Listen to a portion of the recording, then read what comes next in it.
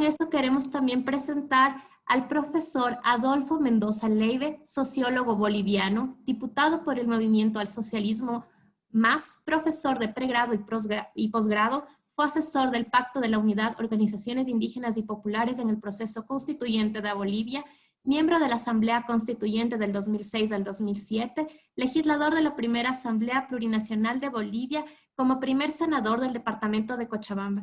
Compañero Leiva, la palabra es suya. Gracias por la invitación. Es un honor estar con ustedes acá en este seminario internacional. El día de ayer yo estaba en la inauguración. Lamentablemente comprenderán por las actividades de campaña. Nos aproximamos al 18 de octubre y en Bolivia se realizan las elecciones para recuperar la democracia en Bolivia. Entonces tuve que despedirme, pero no tuve la oportunidad de saludarles a todas y todos. Entonces aprovecho en este instante para hacer lo que no hice ayer. Después de haberles escuchado, estaba presente más o menos alrededor de una hora y después de escuchar interesantes intervenciones, tuve que retirarme. También adelanto mis disculpas porque precisamente por el tipo de actividades que tenemos ahora en Bolivia, en medio de la represión, del amedrentamiento, debemos organizar una serie de actividades. Yo voy a acompañar, observando, escuchando atentamente lo que se proponga hasta determinado momento y después, con las licencias de ustedes, nuevamente me despediré. Lo que quería apuntar en mi participación en este momento es que lo que vive Bolivia no es un hecho aislado a nivel latinoamericano y en el mundo entero.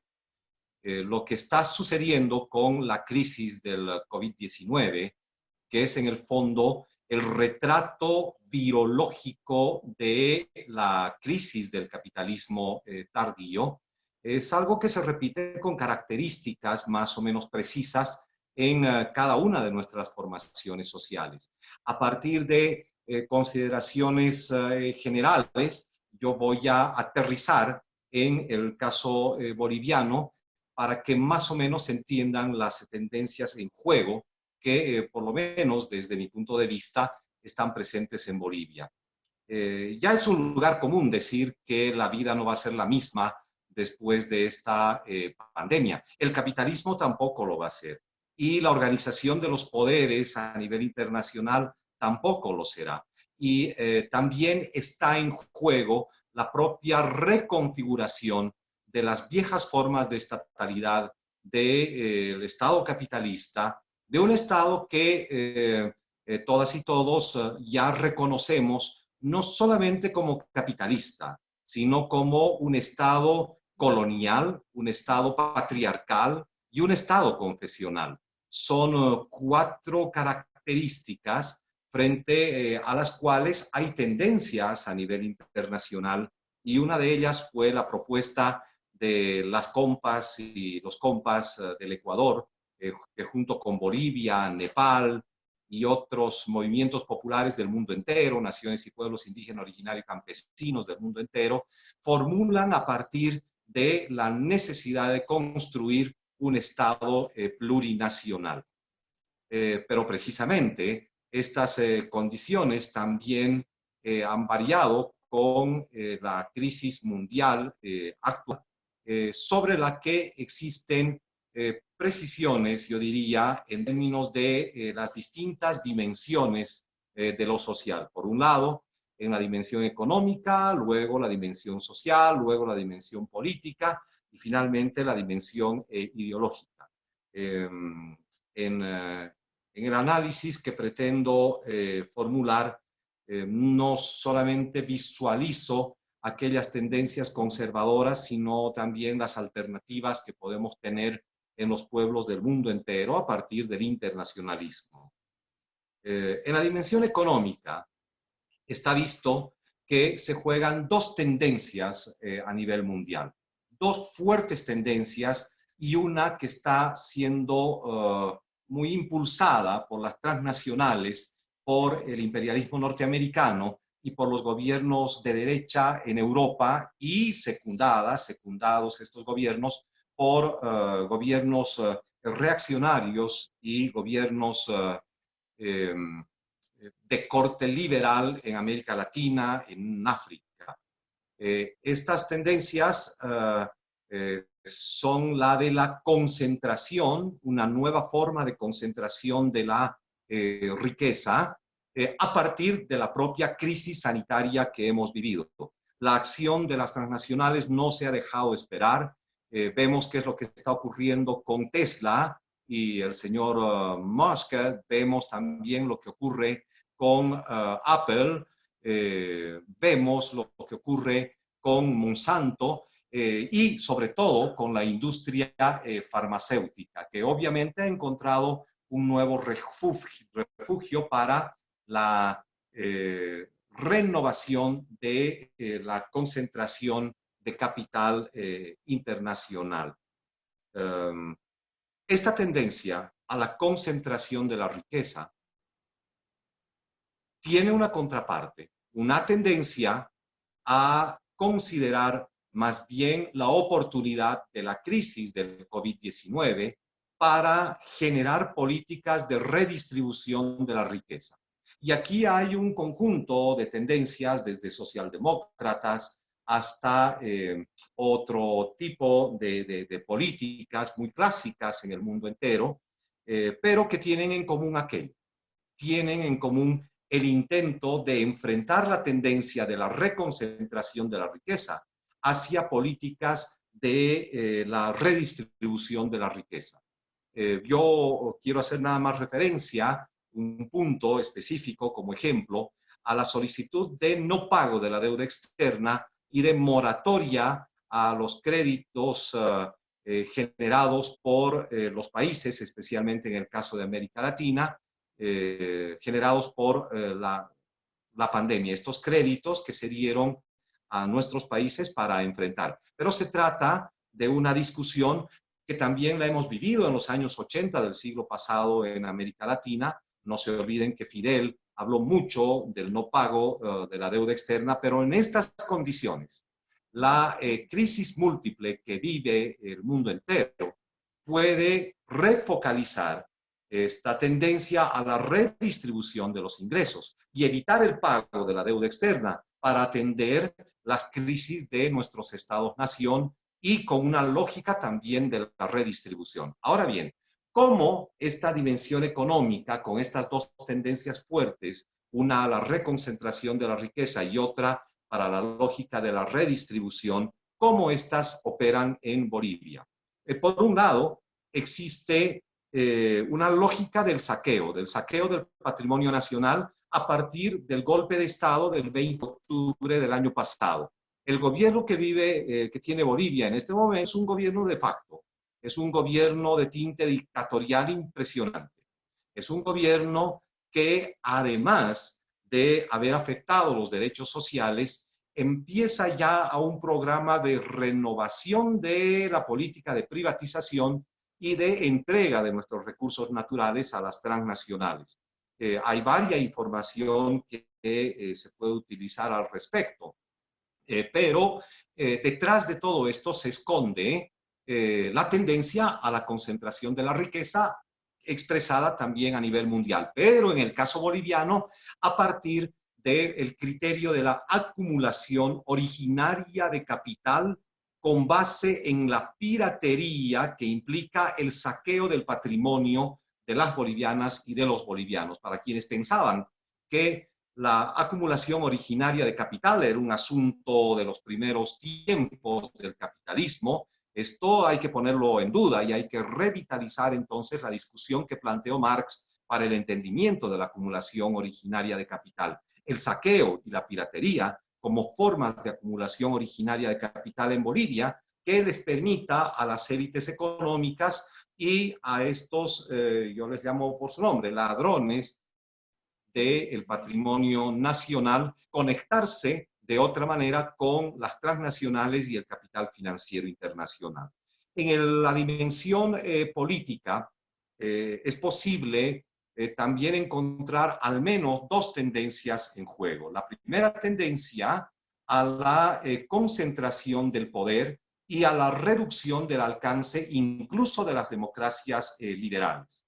Y frente a esto está la posibilidad de profundizar movimientos nacionales y también a escala internacional de democratización de la democracia, como lo diría Boaventura de Sousa, desde la Universidad de Coimbra en Portugal. Es decir, pensar en unos diseños democráticos que profundicen la democracia, pero al mismo tiempo rompan con la hegemonía de la democracia representativa liberal.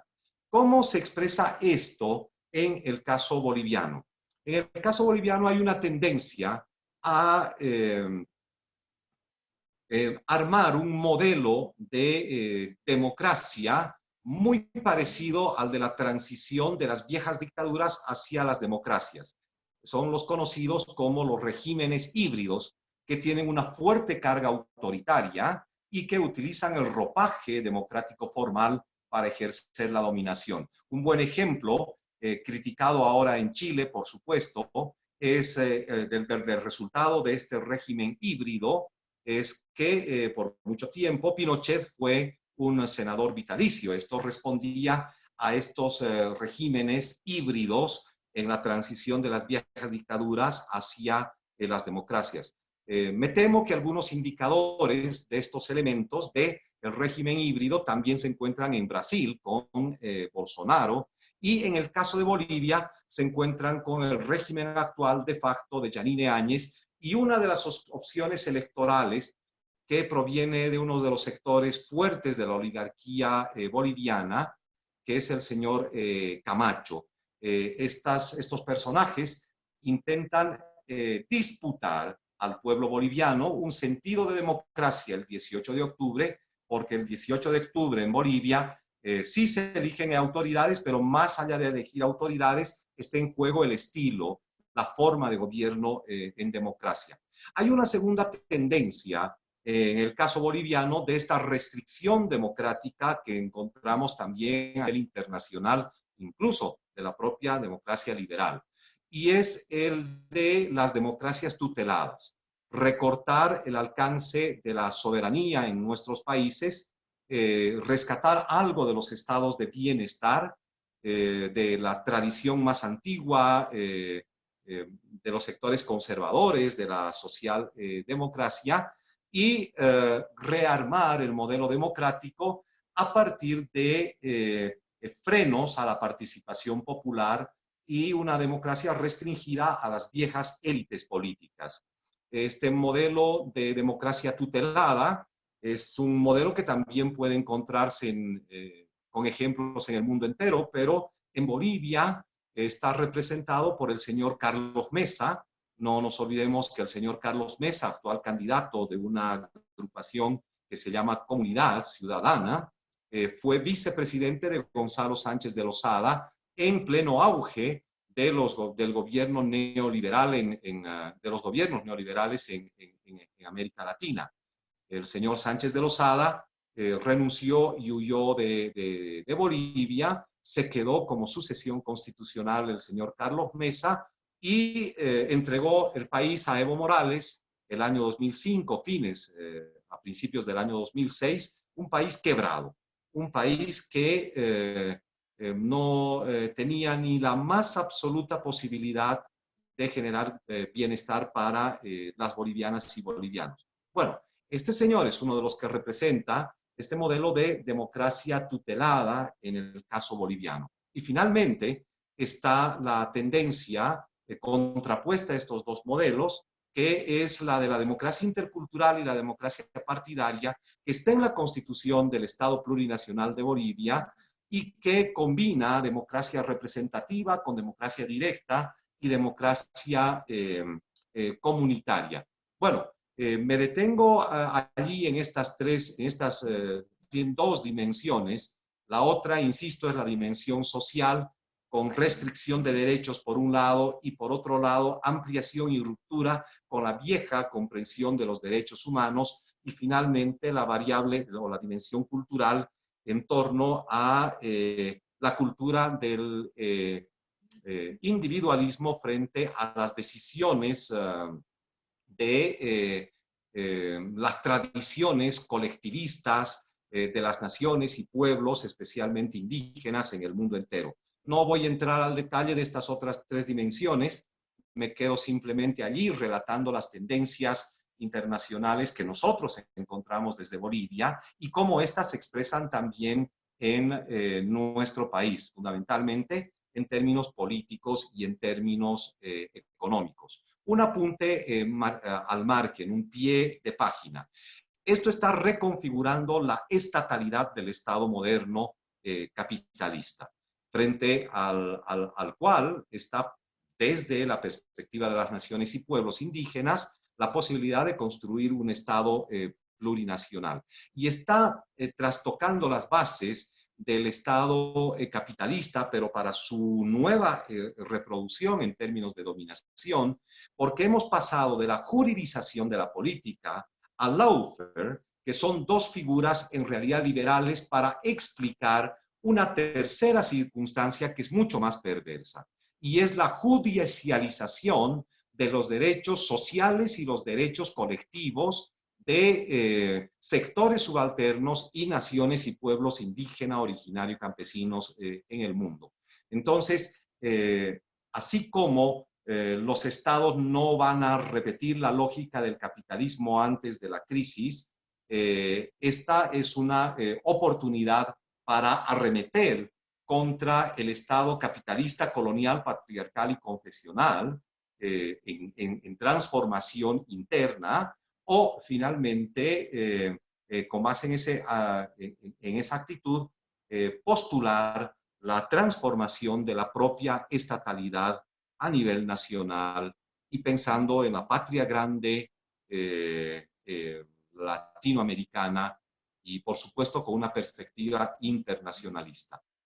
Mil gracias por la paciencia. Un gran saludo a todas y todos desde Bolivia, y tengan la certeza que, a pesar de las dificultades de represión, en Bolivia el movimiento al socialismo y las organizaciones populares recuperaremos la democracia el próximo 18 de octubre. Recuperar la democracia para transformarla y para que el pueblo vuelva al poder. Muchísimas gracias por dispensarme estos minutos.